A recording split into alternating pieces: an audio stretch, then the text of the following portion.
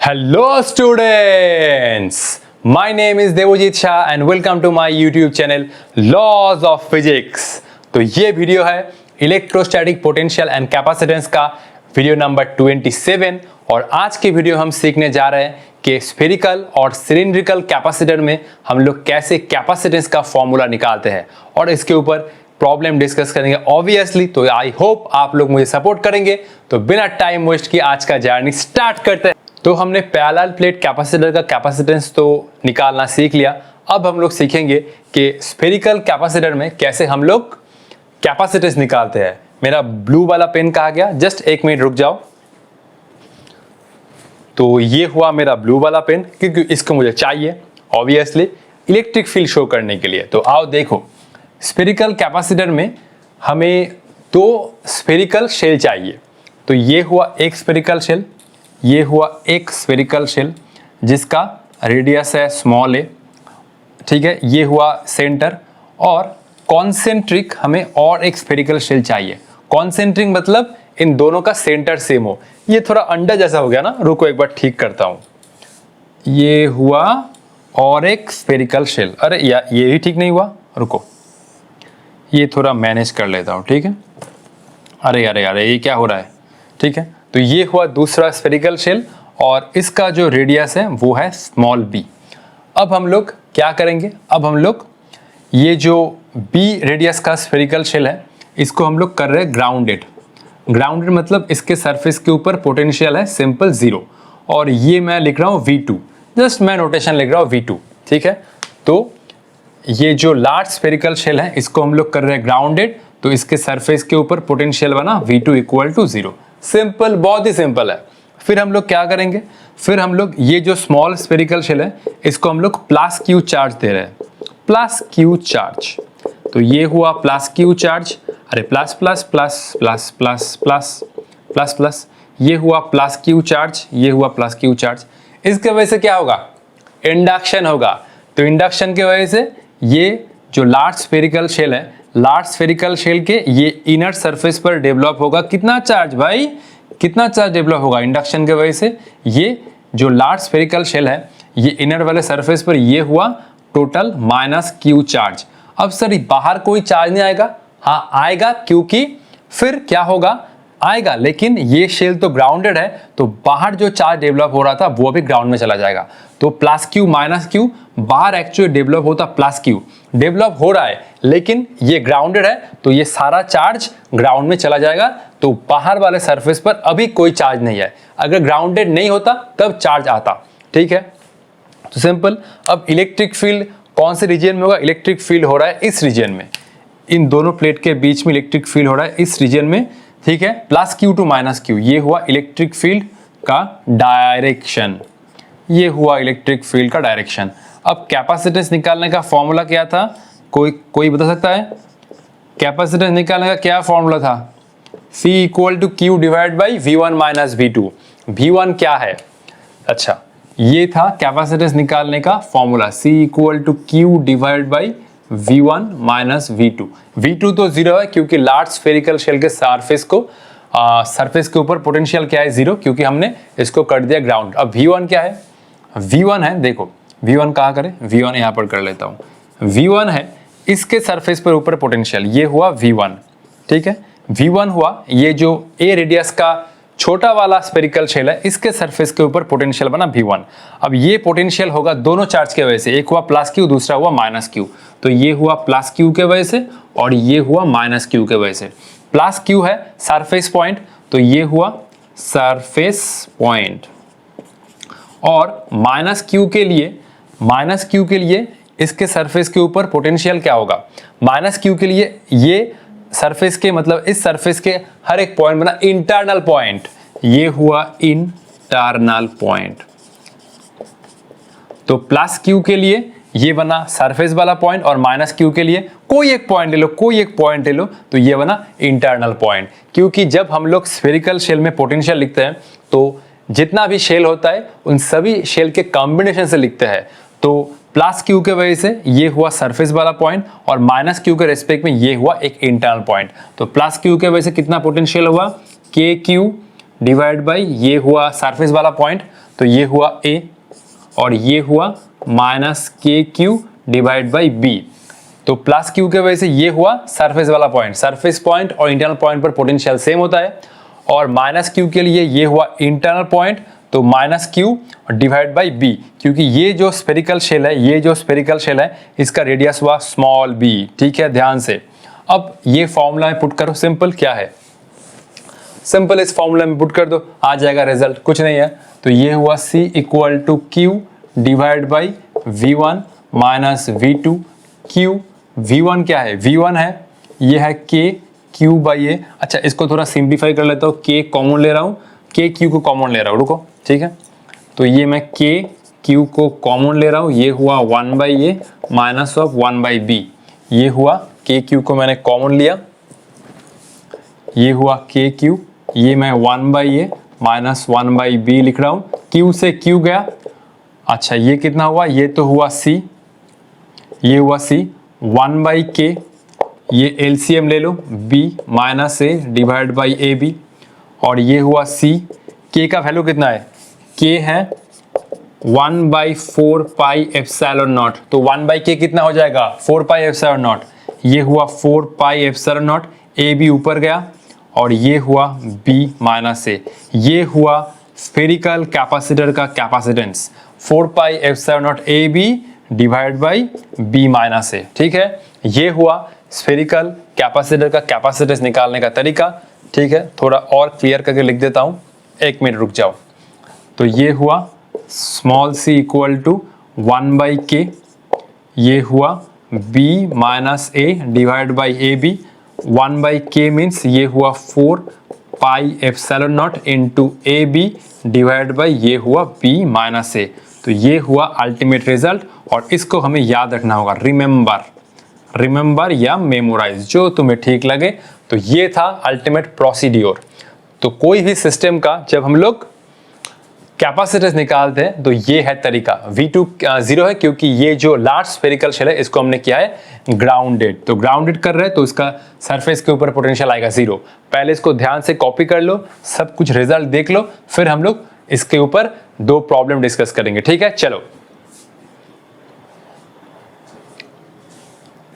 तो ये है आज का हमारा पहला प्रॉब्लम। ये लैंग्वेज देख के मत घबराना, प्रॉब्लम बहुत ही सिंपल है, तुम चुटकी में इसको सॉल्व कर सकते हो, चुटकी बजा के, चुटकी। तो आओ देखते हैं क्वेश्चन क्या कह रहा है। The capacitance of an isolated conducting sphere of radius is given by 4 pi epsilon naught ए।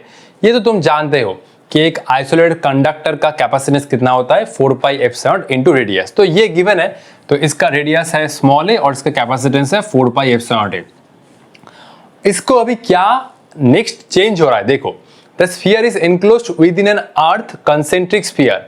तो इसको हमने एक स्फीयर है उसके अंदर इनक्लोज किया है, और वो है स्फीयर और वो है अर्थ, मतलब इसका जो पोटेंशियल है वो है 0। ठीक है, ऐसा कुछ। तो ये हुआ A और ये हुआ B। ठीक है, ये हुआ B और ये हुआ ग्राउंडेड। सिंपल स्फेरिकल कैपेसिटर के ऊपर प्रॉब्लम है। The ratio of the radii of the 2 spheres being n divide by n minus 1। तो ये गिवन है रेशियो ऑफ द रेडाई। अब ये देखना होगा a बाई b होगा या b बाई a होगा, ध्यान से। Then the capacitance of such a sphere will be increased by factor. तब कैपेसिटेंस कितना टाइम इंक्रीज होगा, n square n cube n4। पहले तो एक आइसोलेटेड कंडक्टिंग स्फीयर था जिसका रेडियस है a, तब कैपेसिटेंस था 4 पाई एप्सिलॉन नॉट ए। अब हमने इसको एक स्फेरिकल कैपेसिटर बनाया जिसमें 2 प्लेट है, और ये जो बाहर वाला शेल है वो है ग्राउंडेड, और रेशियो ऑफ रेडाई है n बाई n माइनस 1। तो वो तो सोचना होगा कि a बाई b है या b बाई a है, लेकिन अब इस सिचुएशन में कैपेसिटेंस इससे कितना टाइम इंक्रीज होगा, n square n cube n to the power 4। एक बार वीडियो पॉज करके जरूर ट्राई कर लो, मैं आप लोगों से यही कहना चाहता हूं। मैं तो सॉल्यूशन आप लोगों को प्रोवाइड कर दूंगा, तो चलो इसको एक बार ट्राई कर लो। 1 2 3 4 5, इसका आंसर होगा सिंपल n। देखो ये प्रॉब्लम में मैं मान रहा हूं कि n ग्रेटर देन 1 है, तो देखो ये n बाई n माइनस 1, ये जो फैक्टर है ये क्या 1 से छोटा है या बड़ा है। तो n को मान लो सपोज 1, ठीक है, n को सपोज मान लो 2 है सपोज, तो n divide by n minus 1, ये हुआ 2 माइनस 1, ये हुआ 1। तो ये जो पूरा फैक्टर है ये 1 से ज़्यादा है, तो 1 से अगर ज़्यादा है तो मैं ये लिखूंगा b/a divide by n minus 1, क्योंकि ये फैक्टर अगर 1 से ज़्यादा है ऑब्वियसली ये जो लार्ज स्फेरिकल शेल है इसका रेडियस क्या है b, और ये छोटा वाला स्फेरिकल शेल रेडियस क्या है a, तो b/a तो ऑब्वियसली 1 से ज़्यादा ही होगा ना, कॉमन सेंस। तो मैंने मान लिया कि n ग्रेटर देन 1 है, ठीक है, तो n/n माइनस 1 ये पूरा फैक्टर आ रहा है ग्रेटर देन 1, तो b/a भी आएगा ग्रेटर देन 1, इसलिए मैं a/b नहीं लूंगा, b/a लूंगा, b/a equal to n/n minus 1, ठीक है। चलो इरेज कर रहा हूं, तो पहले b/a equal to n/n minus 1, यही तो हिंट गिवन है, ठीक है। चलो इसको मैं इरेज कर रहा हूं, ठीक है, इसका कोई काम नहीं है डायग्राम का। तो ये हुआ b/a equal to n divide by n minus 1, और जो न्यू बना स्फेरिकल कैपेसिटेंस मैं इसको c प्राइम कर रहा हूं, ये हुआ 4 पाई एप्सिलॉन नॉट ab, और ये हुआ b माइनस a। पहले कितना था कैपेसिटेंस, पहले था सिंगल जो स्फीयर है उसका कैपेसिटेंस था 4 पाई एप्सिलॉन नॉट a, वो तो गिवन है। अब हमने इसको स्फेरिकल कैपेसिटर बना दिया है, तो कैपेसिटेंस बना 4 pi epsilon not ab divide by b minus a, लेकिन b तो डायरेक्टली नहीं गिवन है, रेशियो गिवन है। तो सिंपल क्या करो, सिंपल ये इसे हम लोग क्या लिख सकते हैं, b equal to a n divide by ये हुआ n minus 1, b equal to a n divide by n minus 1, तो ये हुआ 4 पाई एप्सिलॉन नॉट a, ठीक है, ये हुआ 4 pi epsilon naught into a, b कितना है, b है a n divide by n minus 1, नीचे कितना है, b कितना है a n divide by n minus 1, ये हुआ माइनस a, ठीक है। अब तो सिंपल एलसीएम करो, ये हुआ 4 पाई एप्सिलॉन नॉट इंटू ये हुआ a square n divide by n minus 1, ठीक है, और ये मैं a कॉमन ले सकता हूँ, ये हुआ a कॉमन लिया, ये हुआ n divide by n minus 1, ठीक है, ठीक है।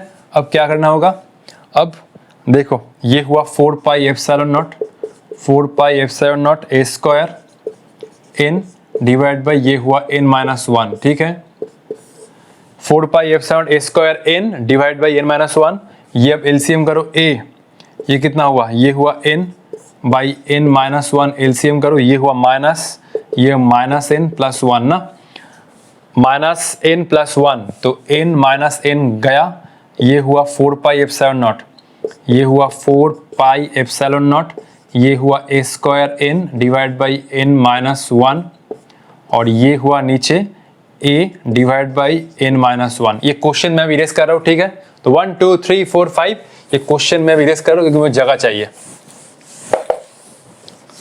चलो ठीक है, आगे देखते हैं क्वेश्चन में क्या कह रहा है।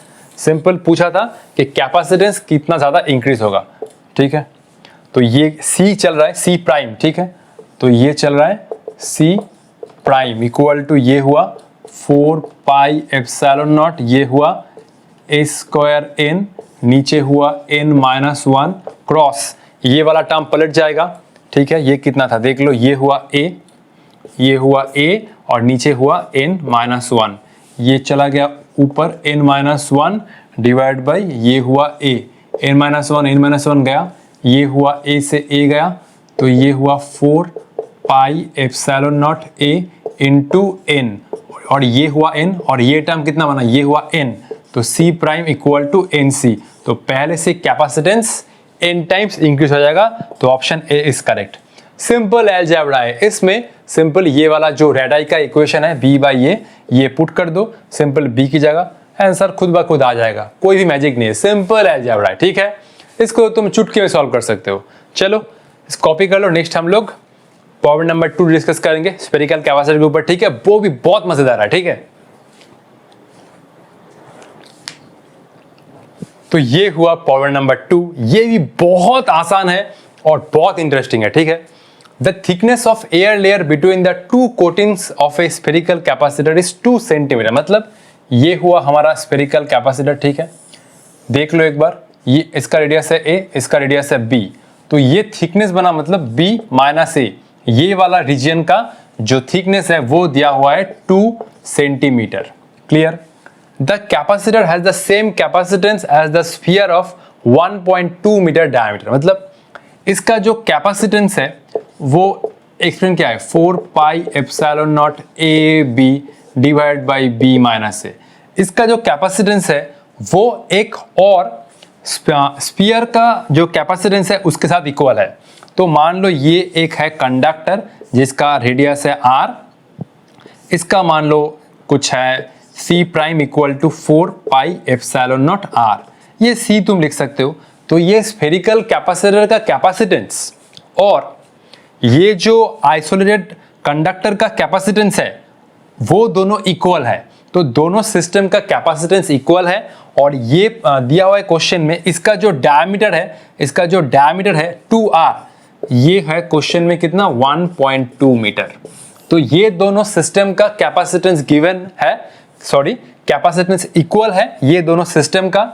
ये जो थिकनेस है वो दिया हुआ है और इसका डायमीटर गिवन है 1.2 मीटर। सिंपल हमें क्या निकालना है, find radii of its surfaces. तो हमें एक तो A निकालना होगा और दूसरा B निकालना होगा। सिंपल ये दोनों जो कैपेसिटेंस का इक्वेशन है इन दोनों को इक्वल कर दो, क्वेश्चन में यही बोला है। और क्या करना होगा, सिंपल अलजेब्रा करना होगा। तो एक बार वीडियो पॉज करके फटाक से ट्राई करो, फटाक से, ठीक है। चलो तो 1 2 3 4 5 कौन सा होगा, अक्कर बक्कर बम्बे वो नहीं, ऑप्शन ए इज राइट, ठीक है। तो चलो इसको मैं अभी इरेज कर रहा हूं और क्या करना है, सिंपल अलजेब्रा करना है, कुछ भी नहीं है, ठीक है। चलो सिंपल टू सिंपल अलजेब्रा, तो चलो करते हैं इसको। तो ये हुआ b minus a equal to 2 centimetre, ये गिवन है। और ये जो स्फेरिकल कंडक्टर है इसका डायमीटर गिवन है कितना 2r इक्वल टू 1.2 मीटर। ये रेडियस कितना हुआ 0.6 मीटर, ये है सेंटीमीटर में और फाइनल आंसर भी सेंटीमीटर में है। तो मैं इस रेडियस को ले जा रहा हूं सेंटीमीटर में। तो ये हुआ 0.6 इंटू 100, ये हुआ r इक्वल टू कितना, ये हुआ r इक्वल टू 60 सेंटीमीटर। अब दोनों सिस्टम का कैपेसिटेंस इक्वल करो, ये हुआ c इक्वल टू c, ये हुआ 4 pi epsilon naught into A B divide by B minus A, और ये हुआ 4 पाई एप्सिलॉन नॉट r। ये हुआ स्फेरिकल कैपेसिटर का कैपेसिटेंस और ये हुआ स्फेरिकल कंडक्टर का कैपेसिटेंस। 4 पाई एप्सिलॉन नॉट तक गया। ए बी कितना है, ए बी हम लोग निकालेंगे, बी माइनस ए कितना है, बी माइनस ए है 2 और r कितना है, r है 60। तो यहाँ से हमारा ए बी निकल के आया 120। अब देखो ये हुआ एक इक्वेशन और ये हुआ एक इक्वेशन, दोनों वेरिएबल दो इक्वेशन। सिंपल आगे प्रोसीड करो, ठीक है। तो हम लोग b प्लस ए निकालने जा रहे हैं। ये हुआ b माइनस ए का होल स्क्वायर और ये हुआ 4ab। ये वाला इक्वेशन अप्लाई करना है और एक बार चेक कर लेते हो, b square minus 2ab plus A square 4ab। चलो ठीक है, तो ये हुआ सिंपल 2 का होल स्क्वायर और ये हुआ 4ab। 4ab कितना है, 4ab, ab is 120, ab is 120। तो ये हुआ 4 और ये हुआ कितना 480 और ये हुआ 484। तो ये हुआ b माइनस ए का होल स्क्वायर। 484 का कितना आता है, अंडर रूट, ये होता है एक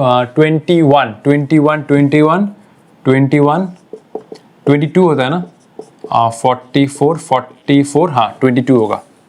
तो ये हुआ b minus a equal to 22, ठीक है।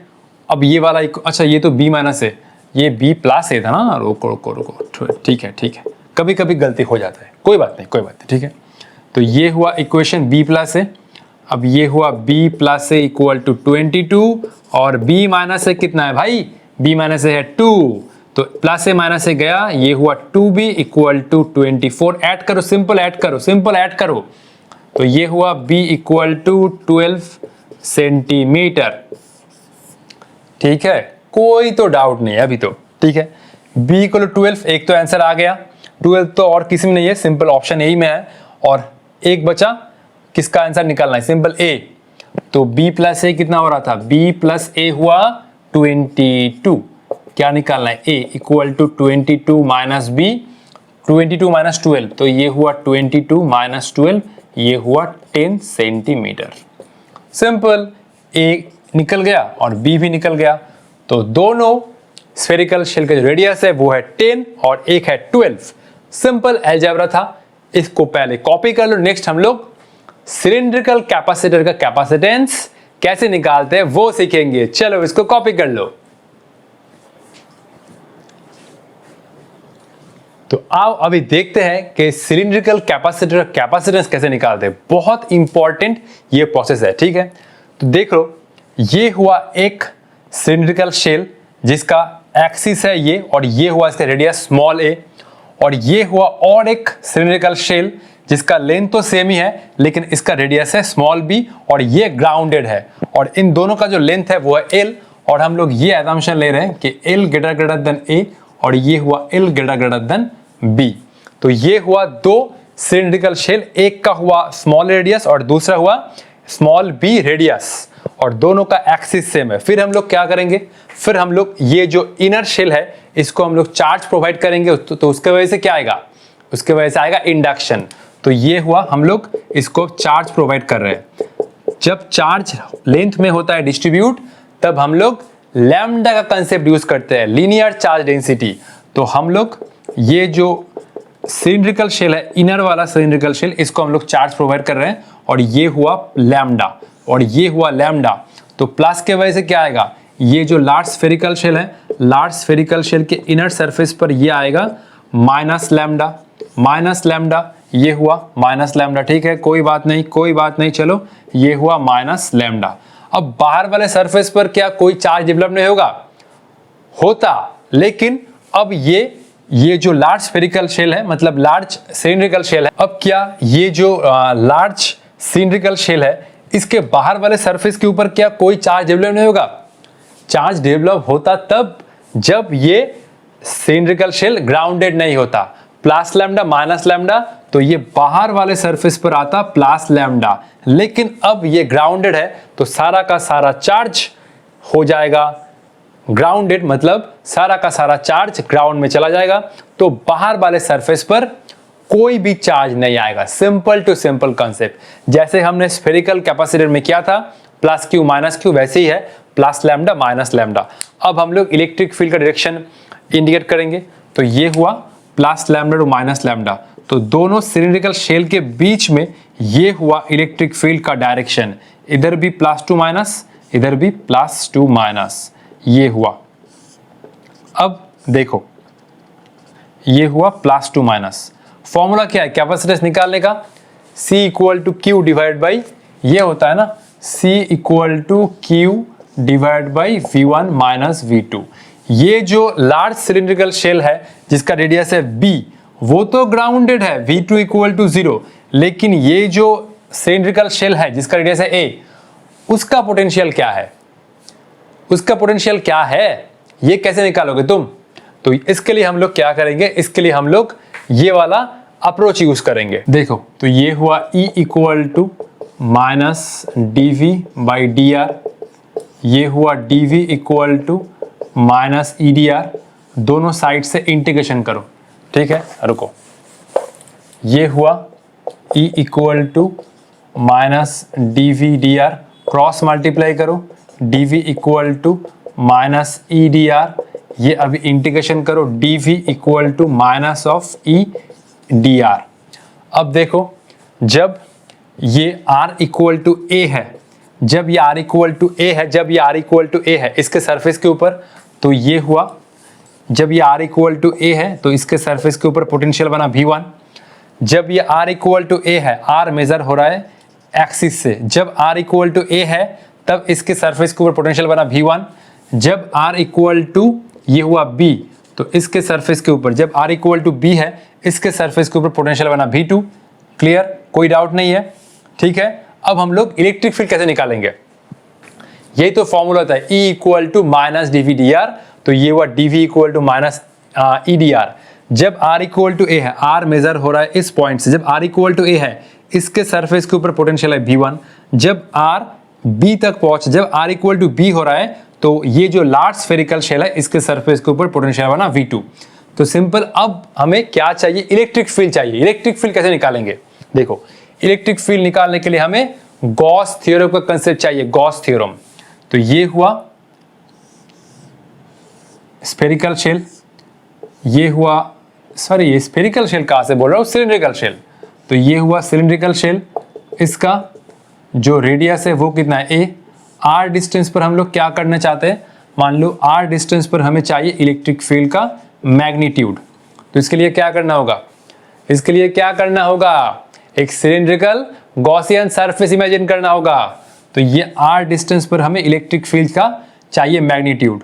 तो ये हुआ, फिर हम लोग एक गॉसियन सिलेंडर इमेजिन कर रहे हैं, ठीक है। ये हुआ हमारा गॉसियन सिलेंडर, ये हुआ हमारा गॉसियन सिलेंडर। गॉसियन सिलेंडर का रेडियस है आर, क्योंकि हम लोग आर डिस्टेंस पर इलेक्ट्रिक फील्ड का मैग्नीट्यूड निकालना चाहते हैं, इसके वजह से। ये हुआ plus plus plus plus plus, ये हुआ plus plus plus plus plus. अब क्या फॉर्मूला था, फाई इक्वल टू ये था सिंपल ई डॉट डी एस। कुछ टाइम के लिए मैं ये वाला पार्ट इरेज कर रहा हूं, क्योंकि मुझे जगह चाहिए थोड़ा। तो ये वाला पार्ट मैं कुछ टाइम के लिए इरेज कर रहा हूं, ठीक है। सिंपल मुझे आर डिस्टेंस पर चाहिए इलेक्ट्रिक फील्ड। तो इसके लिए देखो क्या मेथड है। तो ये हुआ phi equal to E dot, ये हुआ डी एस। ये सिलेंडर का कितना सरफेस है, 3 सरफेस है, ऊपर 2 फ्लैट, ठीक है, ऊपर नीचे फ्लैट, और बीच वाला हुआ कार्व सरफेस। इलेक्ट्रिक फील्ड का डायरेक्शन देखो, पेन कहाँ गया, इलेक्ट्रिक फील्ड है ऐसे, इलेक्ट्रिक फील्ड है ऐसे, नॉर्मली आउटवर्ड, इलेक्ट्रिक फील्ड है ऐसे, इलेक्ट्रिक फील्ड है ऐसे, इलेक्ट्रिक फील्ड है ऐसे, इलेक्ट्रिक फील्ड है ऐसे। ये जो टॉप एंड बॉटम का ये जो फ्लैट सरफेस है, इसके लिए एरिया वेक्टर बना, इसके लिए एरिया वेक्टर बना इधर, और इसके लिए एरिया वेक्टर बना इधर। क्योंकि 3 डायमेंशनल सरफेस के लिए होता है एरिया वेक्टर नॉर्मली आउटवर्ड। तो ये जो टॉप है फ्लैट सरफेस, इसके लिए एरिया वेक्टर बना इधर, और ये जो बॉटम का फ्लैट सरफेस है, इसके लिए एरिया वेक्टर बना इधर। तो ई और डी एस के बीच में एंगल कितना है, 90। इधर देखो एंगल कितना है, ये हुआ एंगल 90, और ये भी हुआ एंगल 90। तो top and bottom flat surface के थ्रू फ्लक्स कितना बना, टॉप एंड बॉटम सरफेस के थ्रू फ्लक्स बना 0। ये हुआ फ्लक्स थ्रू बॉटम, ये हुआ फ्लक्स थ्रू टॉप, ये बना 0। दोनों सरफेस के थ्रू फ्लक्स बन रहा है 0, दोनों सरफेस के थ्रू फ्लक्स बन रहा है 0, टॉप एंड बॉटम। सिंपल हमें ये जो कार्व सरफेस है, इसके लिए फ्लक्स निकालना होगा। इसके लिए देखो एरिया वेक्टर आ रहा है इधर, तो ये हुआ ds वेक्टर, ये हुआ ds वेक्टर, ये हुआ ds vector. Simple curve surface में इलेक्ट्रिक फील्ड और एरिया वेक्टर के बीच में एंगल है 0, बाकी टॉप और बॉटम फ्लैट सरफेस में एंगल 90 है। तो ये टॉप और बॉटम सरफेस के थ्रू फ्लक्स बना 0, ठीक है। तो चलो आओ, ये हुआ फ्लक्स इक्वल टू, ये हुआ E dot D S. Top and bottom दोनों सरफेस के थ्रू फ्लक्स 0, सिंपल हमें कार्व सरफेस के थ्रू फ्लक्स निकालना होगा। ये हुआ E डॉट डी एस, ये हुआ कार्व सरफेस, ये हुआ E D S. E constant है, ये हुआ डी एस। E कितना है, E है, अच्छा E तो हम निकालें, कोई बात नहीं। ये हुआ E, और डी एस क्या है, डी एस है ये जो कार्व सरफेस है, इसका छोटा सा एरिया। तो इंटीग्रेशन करने से पूरा एरिया आएगा। मान लो कि ये वाला जो लेंथ है वो है L, ये वाला हमने जो गॉसियन सिलेंडर चूज किया है ये है L। तो एक सिलेंडर का कार्व सरफेस का कितना एरिया आता है भाई, 2 पाई RL। तो ये हुआ 2 पाई, रेडियस क्या है स्मॉल r, ये हुआ L। तो ये जो हमने गॉसियन सिलेंडर इमेजिन किया, इसके थ्रू नेट फ्लक्स कितना निकल के आ रहा है, ये हुआ E इंटू 2 पाई RL। अभी हमें इलेक्ट्रिक फील्ड का चाहिए मैग्नीट्यूड। तो देखो ये जो हम निकालते हैं Q एनक्लोज्ड, Q एनक्लोज्ड मतलब ये जो गॉसियन सिलेंडर है कितना चार्ज एनक्लोज किया, लैम्डा हुआ चार्ज पर यूनिट लेंथ। ये जो हमारा सिलेंडर है इसमें लैम्डा है चार्ज पर यूनिट लेंथ, और ये जो गॉसियन सिलेंडर है इसका लेंथ है L। तो ये हुआ लैम्डा इंटू L, ये हुआ लैम्डा इंटू L।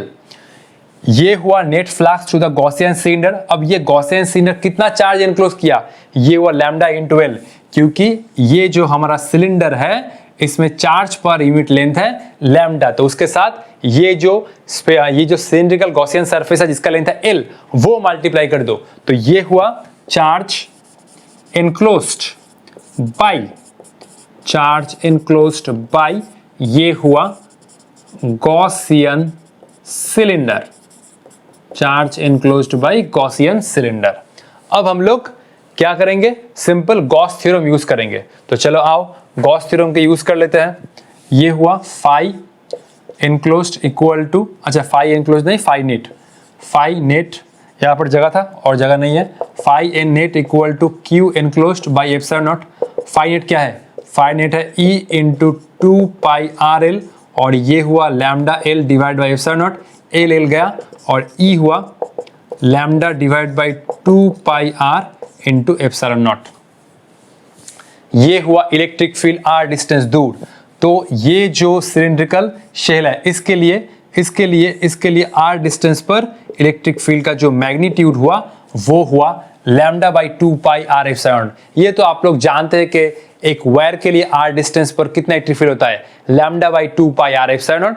वो हमने फिर से एक बार सीख लिया। तो ये हुआ ये सिलिंड्रिकल शेल के वजह से स्मॉल आर डिस्टेंस पर इलेक्ट्रिक फील्ड का मैग्नीट्यूड। इसके बाद हमें वो वाला इंटीग्रेशन करना होगा, dv equal to minus E dot D R. ठीक है, तो इसको पहले कॉपी कर लो, 1 2 3 4 5। चलो इसको मैं अभी इरेज कर रहा हूं क्योंकि हमें ये सिलिंड्रिकल शेल के लिए आर डिस्टेंस पर इलेक्ट्रिक फील्ड का चाहिए था मैग्नीट्यूड। चलो 1 2 3 4 5। ठीक है, चलो अभी हमें और एक स्टेप आगे जाना है, और एक स्टेप आगे जाना है, सिंपल।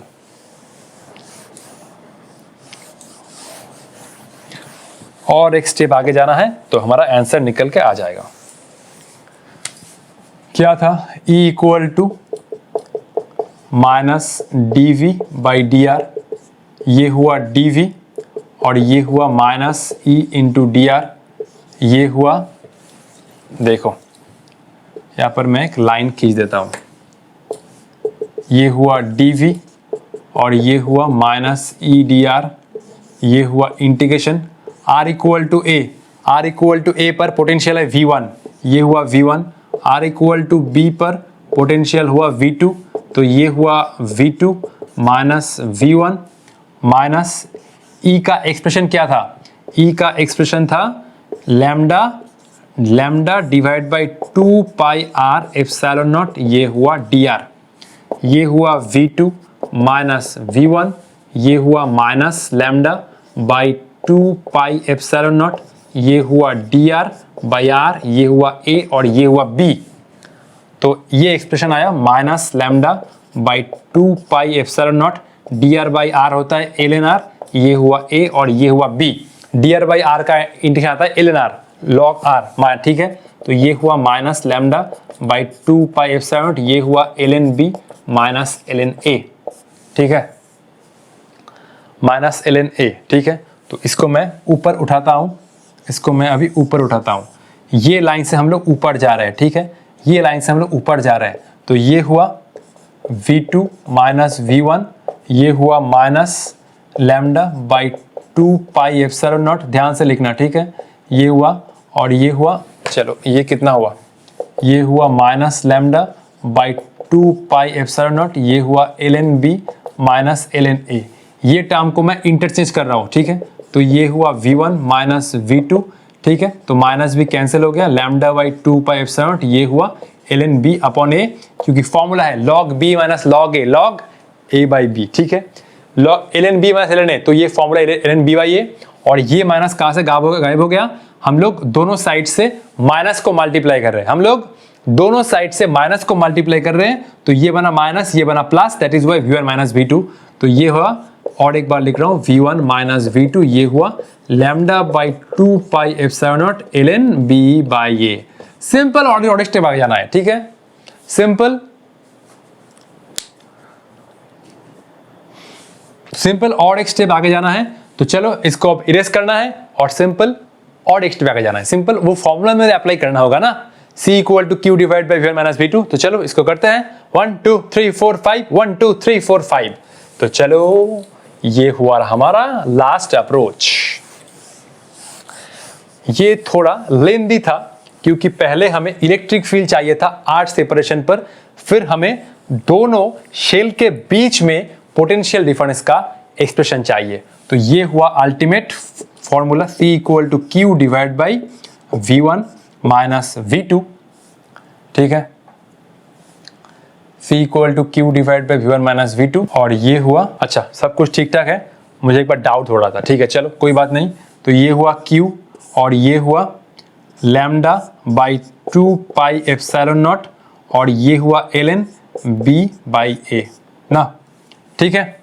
अब Q को मैं रिप्लेस करना चाहता हूं, Q है इसके ऊपर चार्ज, इसके ऊपर चार्ज कितना है, Q को हम लोग लिख सकते हैं lambda into L, lambda into L, मैंने तो आप लोगों को सिखाया था लैम्डा इंटू एल रिप्रेजेंट करता है चार्ज, लैम्डा क्या है, लीनियर चार्ज डेंसिटी। तो ये जो ए रेडियस का सिलिंड्रिकल शेल है इसके ऊपर चार्ज कितना है, इसके ऊपर चार्ज है लैम्डा एल, ये है total charge lambda into L plus lambda और ये हुआ इसका लेंथ लैम्डा एल, ठीक है। तो ये लैम्डा लैम्डा गया तो C कितना आया, C हुआ 2 पाई एप्सिलॉन ऊपर आ गया, ये हुआ L और ये हुआ ln और ये हुआ B बाई A और ये हुआ सिलिंड्रिकल कैपेसिटर का कैपेसिटेंस। ये फॉर्मूला आप लोगों को याद रखना ही रखना होगा और प्रोसेस भी याद रखना होगा for JEE Mains and JEE Advanced. अगर ऐसा कुछ प्रॉब्लम आता है इस टाइप का तो हमें क्या करना होगा, प्रोसेस को याद रखना होगा। सिंपल फॉर्मूला नीट वाले याद रख सकते हैं, फॉर्मूला काम चल जाएगा, लेकिन जेई मेंस और जेई एडवांस्ड जो लोग दे रहे हैं उसके लिए हमें पूरा प्रोसेस को ध्यान समझना होगा। तो हमें ये पूरा प्रोसेस पूरा विजुअलाइजेशन करना होगा। तो ये था पूरा कंसेप्ट। आई होप आप लोगों को ये वीडियो बहुत पसंद आया होगा। मैंने पूरा जान लगा दिया इस वीडियो को मैं आप लोगों को समझाने के लिए। तो ट्राई करते रहो। All the best.